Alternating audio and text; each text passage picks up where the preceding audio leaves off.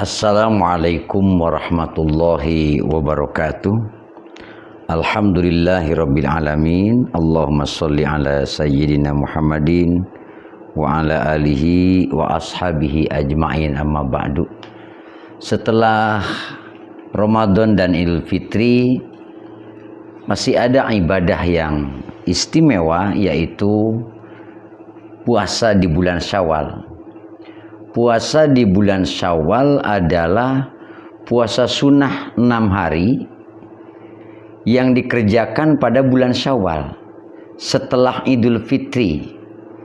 Nah, puasa 6 hari di bulan Syawal ini sama halnya dengan puasa setahun penuh, sebagaimana sabda Rasulullah SAW, "Man shoma Ramadana summa atsba'ahu bisittin min syawalin kana kasyami dahri." Dalam hadis Muslim dijelaskan, barang siapa yang telah melaksanakan puasa Ramadan, kemudian dia mengikutinya dengan berpuasa selama 6 hari pada bulan Syawal, maka dia mendapatkan pahala sebagaimana orang yang berpuasa selama 1 tahun. Namun sekarang masalahnya, bagaimana dengan orang yang masih memiliki tanggungan hutang puasa di bulan Ramadan? Apalagi kaum perempuan, bisa dikatakan mayoritas mereka memiliki tanggungan puasa yang harus dikodok, yang harus diganti. Nah, pertanyaan muncul, bagaimana jika seseorang ingin berpuasa di bulan Syawal sedangkan masih memiliki hutang puasa? Apakah sah jika ia menggabungkan puasa qada Ramadan dengan puasa sunat Syawal? Nah, disebutnya menggabungkan dua ibadah dalam satu niat. Kalangan ulama dikenal dengan istilah tasyrikun niat. Artinya menggabungkan niat, menyatukan niat. Kita lihat apa yang disampaikan para ulama, diantaranya dalam kitab Qawaidul Fiqhiyah. Beliau menyebutkan ada beberapa ketentuan mengenai penggabungan niat ibadah fardu dengan sunnah. Yang pertama, beliau mengatakan kedua-duanya itu dianggap sah. Jadi antara fardu dengan sunnah itu kedua-duanya dianggap sah. Yang mana contohnya? Contoh seperti mandi junub digabungkan dengan mandi sunnah. Mandi junub itu wajib, digabungkan dengan mandi sunnah sebelum berangkat sholat Jumat umpamanya. Ini orang mau melaksanakan sholat Jumat, sunnah dia mandi besar. Nah, atau niat puasa qada dengan puasa Arafah. Puasa qada wajib, puasa Arafah sunat muakkad. Ini kata beliau dianggap sah kedua-duanya. Lalu ada yang kedua, ibadah fardunya saja yang sah. Yang dianggap sah itu ibadah fardunya saja. Ibadah sunatnya tidak dianggap sah. Yang menggabungkan tadi. Contoh adalah niat haji wajib dan niat haji sunnah. Niat haji wajib dan niat haji sunnah. Jadi yang jadi satu saja, yang wajibnya saja. Kemudian yang ketiga, beliau mengatakan yang sah itu ibadah sunnahnya saja. Ini yang dianggap sah, ibadah sunnahnya saja. Contohnya mana? Contohnya adalah niat mengeluarkan zakat dan sedekah dengan segenggam beras. Segenggam beras dia niatkan untuk zakat dan untuk sedekah. Dalam contoh ini, sedekahlah yang dianggap sah. Karena segenggam beras itu tidak memenuhi syarat zakat. Zakat kan ada aturannya, zakat fitri ada aturannya, zakat mal ada aturannya, ada ukuran-ukuran tertentu. Sedangkan tidak ada dalam zakat yang ukurannya cukup segenggam beras. Maka yang sah itu adalah sodakohnya saja. Artinya yang dianggap sah adalah sunnahnya saja. Kemudian ada lagi yang keempat, kedua-duanya malah tidak dianggap sah. Yang mana contohnya? Contoh ketika seseorang makmum yang masbuk menggabungkan takbiratul ihramnya dengan takbir ruku. Nih makmum begitu masuk sholat, imamnya pas mau ruku, sehingga imam turun ruku, dia baru takbiratul ihram langsung ruku. Nah, dengan niat menggabungkan antara takbiratul ihram dengan takbir ruku, digabungkan sama dia, maka itu tidak sah dia kedua-duanya.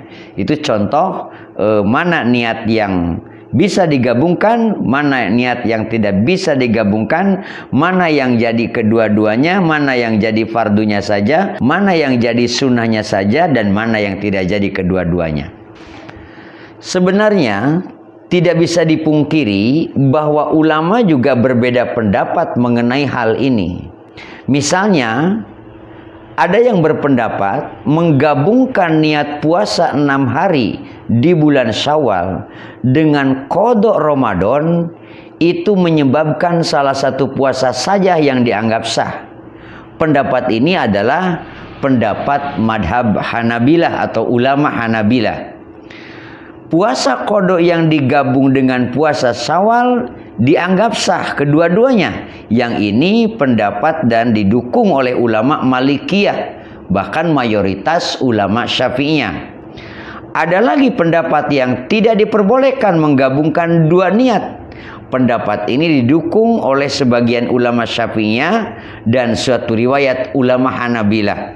Nah, berdasarkan hal tadi, bahwa menyendirikan, tidak menggabungkan niat qada dengan puasa Syawal itu lebih baik untuk menghindari perbedaan pendapat para ulama. Di dalam kitab Mughnil Muhtaj pada juz pertama di halaman 598. Di sini dikatakan, kita baca Mughnil Muhtajnya yang berkaitan dengan puasa Syawal.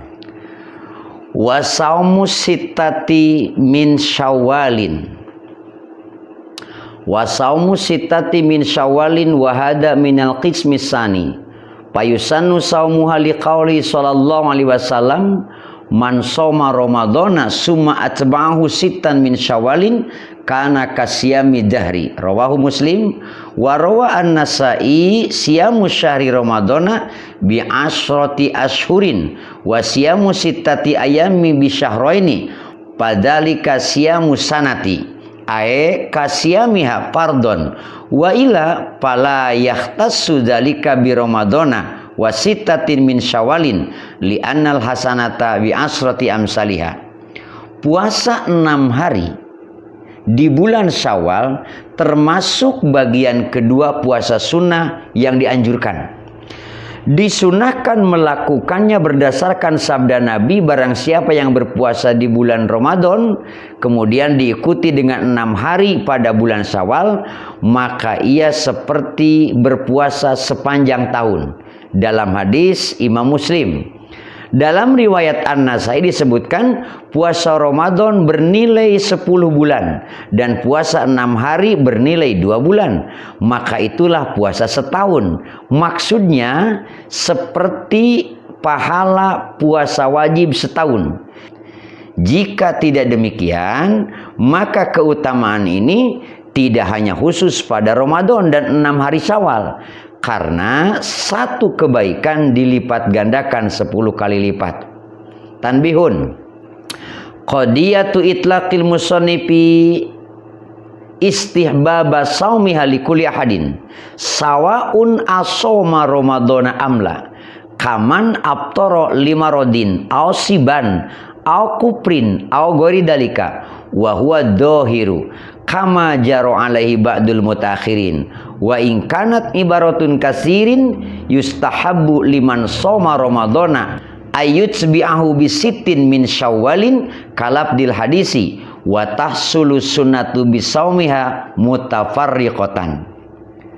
Catatan ini, secara lahiriah ungkapan penulis menunjukkan bahwa anjuran puasa ini berlaku bagi siapa saja, baik ia telah berpuasa Ramadan atau tidak, seperti orang yang tidak berpuasa karena sakit, atau dia masih kecil, atau seorang kafir lalu masuk Islam, atau sebab lainnya. Ini adalah pendapat yang tampak kuat sebagaimana diikuti sebagian ulama mutakhirin. Namun banyak ulama menyatakan yang dianjurkan adalah bagi orang yang telah berpuasa Ramadan untuk mengikutinya dengan 6 hari di bulan Syawal sesuai bunyi hadis. Dan keutamaan sunnah ini tetap diperoleh meskipun puasanya dilakukan tidak berturut-turut. Artinya tidak langsung tanggal 2, 3, 4, 5, 6, 7 puasa. Tapi dia mutafarriqah, tanggal 2 puasa, nanti tanggal 3 dan seterusnya. Diselang-selang tanggal 5, ada tanggal 7, ada tanggal 8. Yang penting ada 6 hari selama bulan Syawal itu. Diteruskan, walakinna tatabu'uha afdalu aqibal idi mubadaratun ilal ibadati walima pitakhiri minal afati walau soma fi syawalin qadaan aw nadron aw ghairu dalika fahal tahsulu lahu sunnatu aula lam aro man dakarahu wa dhahirul husulu lakin la yasulu lahu hadas sawabul madhkuru khususon man fatahu ramadana wa soma anhu syawalan li'annahu lam yasduqu alaihi al-ma'nal mutaqaddimu walidhalika qala ba'duhum yustahabbu lahu fi hadhil halati ay yasuma sittan min dil qadati li'annahu yustahabbu qada'u shaumi ratibi. Namun melaksanakan secara berturut-turut setelah hari raya itu lebih utama sebagai bentuk segera bergegas dalam ibadah dan untuk menghindari halangan yang muncul tiba-tiba atau mungkin muncul tidak disangka jika puasa itu ditunda. Jika seseorang berpuasa di bulan Syawal untuk qada atau untuk nadar atau selainnya, apakah ia tetap mendapatkan keutamaan sunnah ini? Dia qada, dia nadar. Nah, terus dalam bulan Syawal itu ada puasa sunat. Apakah dia mendapatkan keutamaan sunnah ini? Di sini musannif menjawab tidak ditemukan penjelasan yang tegas. Namun secara lahir tampak tetap mendapatkannya. Akan tetapi ia tidak memperoleh keutamaan khusus yang disebutkan dalam hadis seperti puasa setahun. Khususnya bagi orang yang tidak berpuasa Ramadan lalu menggantinya di bulan Syawal. Karena tidak terpenuhi makna yang disebut sebelumnya. Oleh karena itu, sebagian ulama menganjurkan dalam kondisi tersebut untuk berpuasa 6 hari di bulan Dzulqa'dah. Kenapa? Karena dianjurkan mengqadha puasa sunnah yang rutin dilakukan. Nah, itu di dalam kitab Mughnil Muhtaj. Jadi, orang yang berpuasa di bulan Syawal dengan qada, sebagian ulama ada yang menyebutkan hasil pahala, sebagian ulama tidak. Penjelasan mendapatkan pahala puasa setahun itu karena digabungkannya langsung diikuti setelah Ramadan, kemudian bulan Syawal hanya disela dengan hari Idul Fitri. Adapun puasanya itu tidak terus-menerus, tidak tiap hari, mutafarriqah, terpisah-pisah, hari ini puasa, besok tidak, puasa lagi, tidak lagi, itu pun sama mendapatkan pahalanya. Mudah-mudahan yang disampaikan ini manfaat. Wallahu a'lam bishawab. Wassalamualaikum warahmatullahi wabarakatuh.